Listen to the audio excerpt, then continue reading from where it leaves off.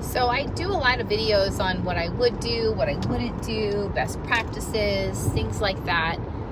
And I've gotten asked this quite a few times, and I thought, okay, why not?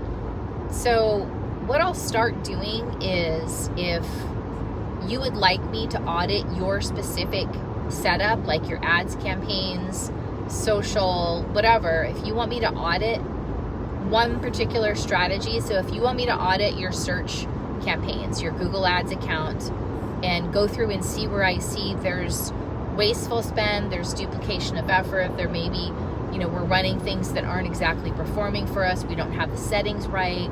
If you want me to go in and audit that is going to be a service I'm going to start offering. So to go in and audit your search account, just send me a private message. I'll actually set up some sort of messaging or scheduling calendar. And if you would like me to audit your accounts, so once you connect with me, once you've contacted me and say, hey, yes, I would like you to audit my ads accounts, then give me probably 3 days at the very least to go through and look through. Well, I need to get access to it. So whoever's running your ads, you'll need to give me viewer only access. If Pure Cars is running your ads, you don't have to do anything. I already have access to it. But if there's another company running your ads, you'll have to give me access to it. So contact me, schedule a time to set up, and I'll put in a link into the description of this video where you can contact me via email or via a calendar link and set up a time to discuss, hey, I want to talk about my accounts, I want to talk about what I'm feeling, what I'm thinking, and then I want to talk about a time to do an audit of my accounts. Here's what I want you to audit, here's what I want you to look at, and then I'll give you a report of what after I've done all that, the 3 days time, then I'll give you a full report and say, okay, look, I think you need to do X, Y, and Z, and this is how you need to describe that. Here, just copy and paste this, basically send this to your advertiser and ask them to change them and change your ad settings on this account accordingly.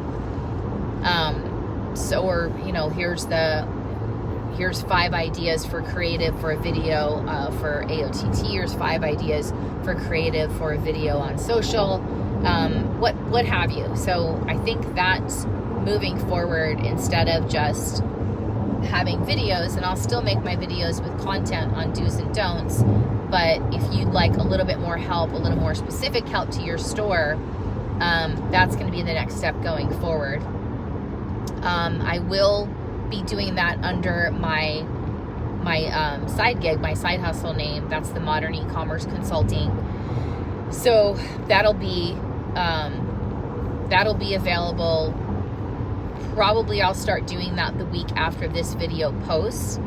I'll start accepting calendar invites for that specifically. So in the meantime, while we're waiting for that to get set up, and I'm really just looking for ad waste. So I see a lot of times that a dealership will run, for example, they'll run vehicle ads, but they'll also be running vehicle ads not through their own knowledge. A lot of stores don't know this, but if you have an account with Auto Trader, or if you have an account with Car Gurus, you're running vehicle ads. You're running vehicle ads through them. The difference between running them through them and through us is running them through us, we're sending the traffic back to your website. Running them through a third-party system, you're sending the traffic back to their website. Now, is one inherently better than the other? What's the conversion rate?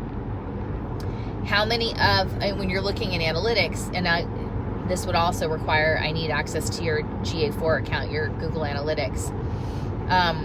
This would also require you to know which one's converting better for you. That's really the answer to the question, because I can't empirically say, oh, you should always run your own VAs. I would love to say that, but by and large, that sometimes isn't the best solution for every single store. So I will say I don't recommend running both, because essentially you are bidding against yourself. However, I can make a case for you staying in the Auto Trader VAs. I can make a case for you staying and running your own VAs and sending them to your own website. I can make a case both ways. So that's going to be how I'll measure whether or not that needs to be run that way, whether or not they need to be run in-house, straight to your website, or out in a third party. I'll determine that through looking at the audit and seeing, okay, well, how much traffic, once it was diluted through Auto Trader, how much traffic actually came to our website? How much traffic actually got to X page and performed an action? So that's going to be the real kind of gist of the audit, is just looking for wasteful ad spend and just making sure that every penny, especially right now, every penny is used to drive traffic to the website, to a conversion.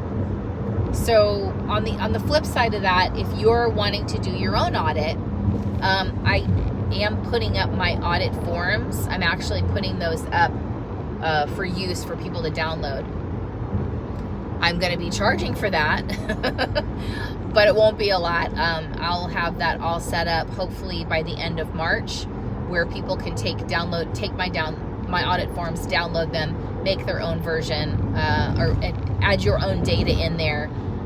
Keep the formulas the same, and it'll spit out something on the other end. Now, do most CRMs have this tool inherent inside of it? Absolutely. Does anybody use it? Absolutely not. I never ever see a dealership that has how much a lead source costs in their lead performance report. I never see that. I don't know why, but it's just not in there. So when you're doing an outside audit form, when you're doing, and mine will be in a Google spreadsheet, when you're doing that type of audit form on your own business, you'll have to put in what the amount of overall leads you got from that source, the total amount of appointments set, appointments, or customers you talked to, appointments set, appointments shown, appointments closed, to determine a close rate.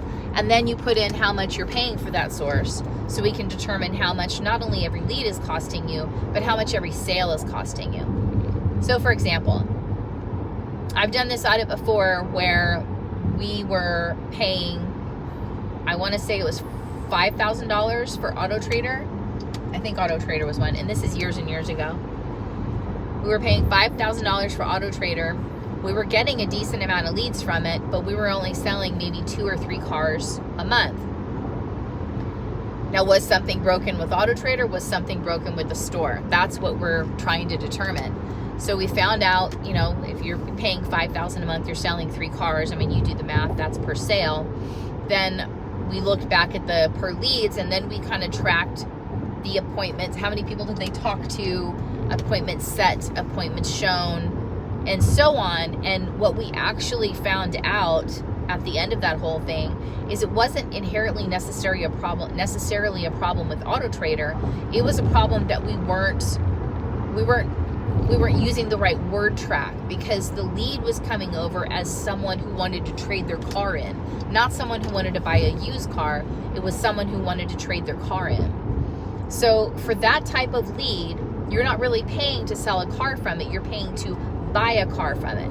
So success needs to be measured differently for that type of lead source.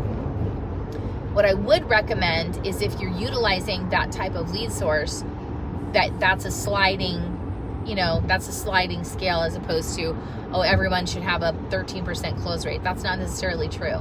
People are coming to your website and submitting a lead. They should have a much higher expectation of a close rate than someone who's going to a third-party site and submitting a lead. For the reason I just said. Sometimes it's just about people who want to trade in a car. Sometimes it is about people who want to buy a used car.